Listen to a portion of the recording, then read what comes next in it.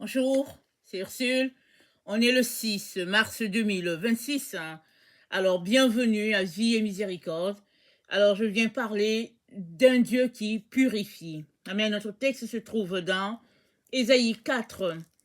Et au verset 4, c'est dit: Après que le Seigneur aura lavé les ordures des filles de Sion et purifié Jérusalem du sang qui est au milieu d'elle, par le souffle de la justice et par le souffle de la destruction, l'Éternel établira sur toute l'étendue de la montagne de Sion et sur ses lieux d'assemblée une nuée fumante pendant le jour et un feu de flamme éclatante pendant la nuit, car tout ce qui est glorieux sera mis à couvert. Il y aura un abri pour donner de l'ombre contre la chaleur du jour, pour servir de refuge et d'asile contre l'orage et la pluie. Amen. On est dans un temps, n'est-ce pas, où beaucoup de choses se passent spirituellement, mais très souvent, on est trop pris par nos propres problèmes, si bien que on a la difficulté à voir qu'est-ce que Dieu est en train de faire. Dieu est en train de faire une œuvre extraordinaire de purification de son Église, et ça sur l'étendue de toute la terre. Alors, si tu passes par des moments difficiles en ce moment, et que tu ne comprends pas tout ce que tu vis, et que c'est difficile, et que tu passes ton temps vraiment à vivre des moments tellement qui te tirent, c'est-à-dire qui tirent tout de toi, c'est parce que Dieu est en train de purifier son Église. Amen.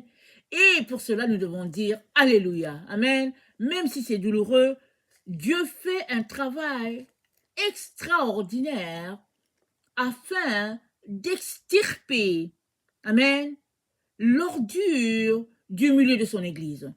Alors, qu'est-ce que c'est dit? C'est dit, après que le Seigneur aura lavé les ordures des filles de Sion. Alors, quand la Bible parle de Sion, il parle, n'est-ce pas, en référence à Jérusalem, mais nous savons que Sion, ça fait référence aux enfants de Dieu, à l'Église de Dieu sur toute la terre. Alors, Dieu est en train de purifier. Il l'avait déjà dit, c'est pas quelque chose de nouveau, on le sait. C'est tout simplement que quand on lit ces textes, on a l'impression que ça ne s'applique pas à nous. Mais si on fait partie de l'Église de Jésus-Christ, alors la purification, c'est pour tout le monde. Nul n'est exclu. Voilà pourquoi, prends ton mal en patience, au lieu que tu te rebiffes, au lieu que tu recules, va plutôt encore en profondeur avec le Seigneur afin que le travail d'extirper la saleté soit total et que cela serve à tout le monde. Parce que souvent, le mal qu'il tire de toi va aider pour une grâce pour quelqu'un d'autre. Souvent, on ne veut pas souffrir. On dit non, non, non, trop, c'est trop, j'en ai assez. Mais Dieu ne peut rien faire sans souffrance.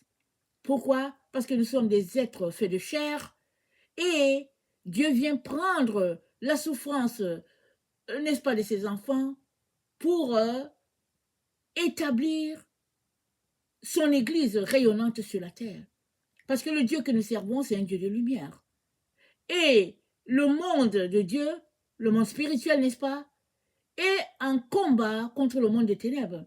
Et le monde des ténèbres est axé sur le matériel, sur la chair, alors que le monde spirituel, il est axé dans la lumière, en relation avec Dieu. Et qu'est-ce que Dieu veut? Dieu sait que nous sommes de chair, c'est lui qui nous a créés, mais il aimerait que nos actions, tout ce que nous posons comme décision, tout ce que nous sommes, malgré le fait que nous sommes des êtres de chair, Dieu aimerait que nous puissions marcher par l'esprit. Et dans Jean 4, c'est dit que l'heure est venue où les vrais adorateurs vont adorer Dieu en esprit et en vérité. Ils ne vont pas adorer Dieu dans l'hypocrisie, ils ne vont pas adorer Dieu dans la religion, ils ne vont pas se déplacer pour aller à un endroit particulier pour dire, ok, l'église est ici, la montagne de Dieu est ici, on va aller à cet endroit pour adorer Dieu. Non, tu adores Dieu là chez toi, à l'endroit où tu es. Toutefois, tout ce qu'il y a comme déchet en toi doit être purifié. Toute tache de ténèbres en toi doit être extirpée afin que la gloire de Dieu soit. Amen. Et Dieu fait cela pour toute son Église. C'est pourquoi nous allons assister dans les temps où nous sommes à la séparation dans l'Église de Dieu. C'est triste, mais c'est ça qui va arriver. Voilà pourquoi aujourd'hui encore je viens nous encourager à couper toutes ces choses-là qui doivent être coupées. Parce que Dieu ne peut pas continuer, n'est-ce pas, de tolérer toute la saleté qu'il y a dans son Église. Il est mort pour que l'Église soit sanctifiée. C'est dit qu'il a fait d'elle une Église sans tache, pure, afin de la présenter à Dieu. Mais avant de présenter son Église à Dieu, il a décidé de la présenter à lui-même. Pourquoi lui-même? Parce qu'il est l'auteur. Amen. Jésus-Christ est l'auteur de l'Église. Il a créé l'Église et puis il l'a mise sur pied. Alors, normal qu'étant le maître, il puisse vérifier si tout est bien fait selon ce qu'il a établi. Parce que Jésus-Christ a marché sur cette terre comme un homme, comme un être humain. Il a marché, donc il connaît nos souffrances, il sait tout ce que nous pouvons subir, mais il a vaincu. Et ayant vaincu, il a établi les bases pour que l'Église soit sans tâche. Et nous le savons, nous ne sommes pas sans tâche. Nous marchons dans toutes sortes de compromis. Et nous sommes dans ce temps, le Seigneur dit, fini les compromis. Je ne veux plus de compromis. Je veux nettoyer. Alors, nous sommes à l'heure de sa purification. Il purifie. Et alors qu'il purifie, ne résistons pas, ne refusons pas. Laissons-nous transformer, même si cela fait vraiment très très mal. Alors, il purifie et c'est dit quoi? C'est dit après avoir purifié, c'est dit l'Éternel étendra sur toute la montagne de Sion, on verra une nuée fumante le jour et on verra la flamme éclatante la nuit. Qu'est-ce que ça nous rappelle? Ça nous rappelle quand Israël était dans le désert. Alors, elle était entourée par une nuée dans la journée et dans la nuit, il y avait le feu de Dieu qui était là. Et ça représente le Saint-Esprit, n'est-ce pas? Nous sommes dans le temps où le Seigneur visite ses enfants par sa présence. Et le Saint-Esprit, ce n'est que chez Dieu que tu peux avoir ça. Dans Matthieu 25, alors que les saints folles étaient en train de perdre le temps et que elles étaient en train de demander aux sages de leur donner de l'huile, les sages ont dit, allez-y chez les personnes qui vendent de l'huile et vous en aurez. Et qui est-ce qui vend de l'huile? Dieu le Père vend de l'huile, Dieu le Fils vend de l'huile, alors vas-y devant Dieu. C'est-à-dire, va entretenir ta relation avec le Seigneur. Va communier avec Dieu le Père, va communier avec Dieu le Fils, et il va te dire toutes ces choses qui doivent être enlevées. La purification est nécessaire, n'est-ce pas, pour quiconque va devant Dieu. Quand tu viens devant Dieu, alors vous bâtissez votre relation, alors tu te sanctifies, et vient le moment tout simplement où Dieu trouve que oui, tu fais bien ça, maintenant on passe à la vitesse supérieure. Et c'est là où les choses nous font mal, mais parce qu'on aime Dieu, on doit le laisser faire, parce que c'est pour toute l'Église, n'est-ce pas, de Dieu, l'Église de Jésus-Christ. Amen. Alors, dans Jérémie 6, au verset 10, voilà ce que notre Dieu dit. Jérémie 6, verset 10, il dit, à qui m'adresser et qui prendre à témoin pour qu'on écoute? Voici leurs oreilles et incirconcises. Et ils sont incapables d'être attentifs. Voici la parole de l'Éternel est pour eux un opprobre. Ils n'y trouvent aucun plaisir. On est dans ce temps-là. Est-ce que nous avons encore plaisir à la parole de Dieu? Très souvent, on est intéressé par d'autres choses. On veut aller là où il y a d'autres choses parce que c'est ça qui nous plaît. Mais le Seigneur nous demande de nous intéresser toujours à sa parole, de nous accrocher à sa parole. Et dans Jérémie 7, au verset 26, Jérémie 7, le verset 26, voilà ce que la parole de Dieu dit. Jérémie 7, verset 26, ça dit, mais ils ne m'ont point écouté. Ils n'ont point prêté l'oreille. Ils ont raidi leur cou. Ils ont fait le mal pour que leur père, ils ont fait le mal plus que leur père, pardon. Si tu leur dis toutes ces choses, ils ne t'écouteront pas. Si tu cries vers eux, ils ne te répondent pas.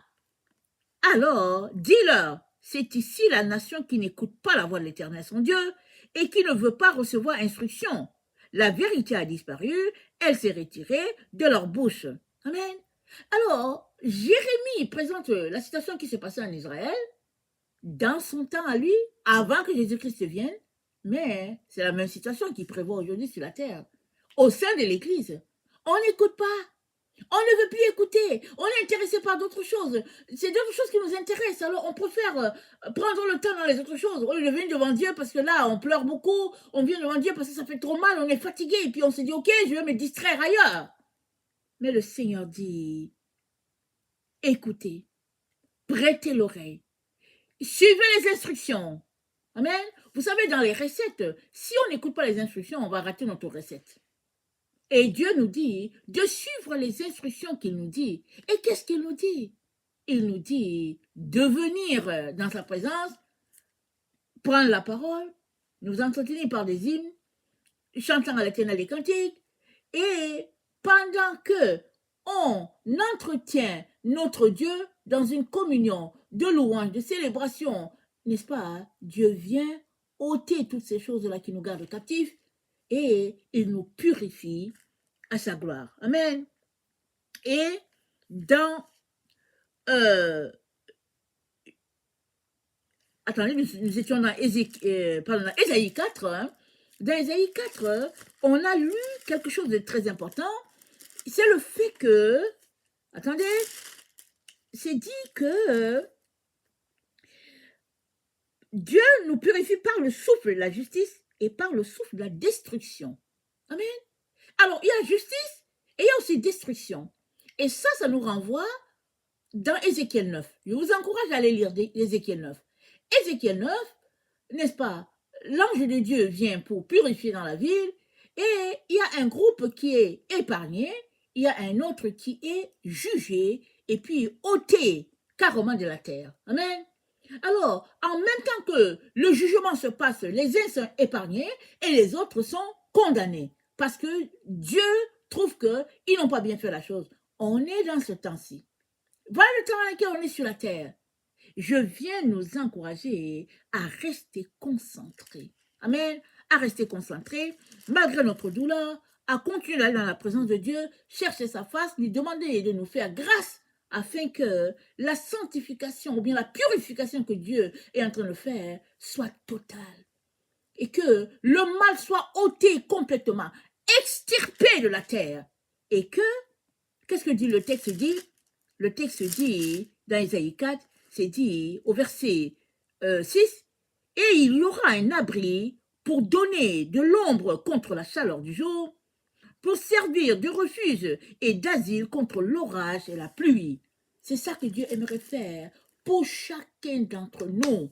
Il aimerait faire ça. Et souvent, ça va prendre que il va passer par toi pour aller, n'est-ce pas, t'utiliser pour faire son œuvre extraordinaire. Et pourquoi? Parce qu'il aime toute la terre. Il aime toute la terre. Alors, il passe par chacun de ses enfants pour accomplir son œuvre extraordinaire sur la terre. Ça prend soin que c'est difficile, oui, mais remettons-toi à Dieu, venons devant lui, pleurons devant lui. Ne nous laissons pas distraire, mais allons pleurer devant Dieu. Il nous fera grâce et il y aura un abri contre le vent, un abri contre le soleil, la pluie, c'est-à-dire il y aura ça. Mais avant que ce processus-là soit, alors c'est le processus de la purification. Ne venons pas bloquer ce que Dieu fait. Laissons-le faire le travail. Même si nous avons mal, c'est dit que quand il aura frappé, il guérira. Amen. On est dans le temps où Dieu va nous guérir. Acceptons qu'il nous guérisse. Amen. Que le Seigneur bénisse sa parole. Alléluia et Amen. Amen.